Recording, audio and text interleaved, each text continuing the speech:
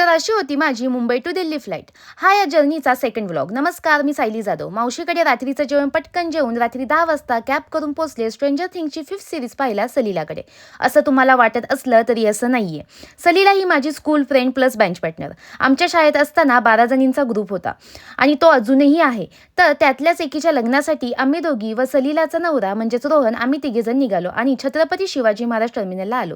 कारण आमची फ्लाईट 3 वाजता होती. त्यासाठी आम्ही लवकर आलो होतो. सगळे रूल्स रेग्युलेशन प्रोसेसप्रमाणे कंप्लीट करून तरीसुद्धा आमच्याकडे 1 तास होता. मग थोडी पोटपूजा करण्यासाठी आम्ही घेतलं होतं हॉट चॉकलेट आणि अतिशा आणि मी हॉट चॉकलेट स्ट्रॉने पित होते. जे जीभ भाजली काय सांगू, झोपलेले सगळे सेन्सर जागे झाले. त्यानंतर फ्लाईटमध्ये बसले.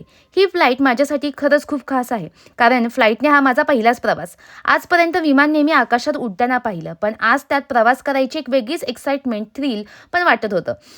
मध्ये आधी थोडीशी भीती वाटली, कारण सगळंच नवीन. तो आवाज, तो वातावरण, पण आनंदही. मी कंटिन्यू खिडकीतून बाहेर बघत होते. सायन्सने जगाला कुठे नेऊन ठेवले, जिथे पोहोचायला कितीतरी दिवस लागतात, तिथे आता पोहोचायला 2-3 तासही खूप झालेत. हा एक्सपिरियन्स खरंच खूप छान होता.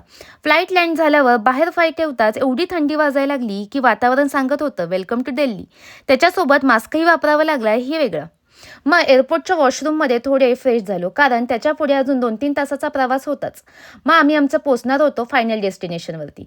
ते डेस्टिनेशन कोणतं हे तुम्हाला नेक्स्ट व्लॉगमध्ये समजेलच. So thank you.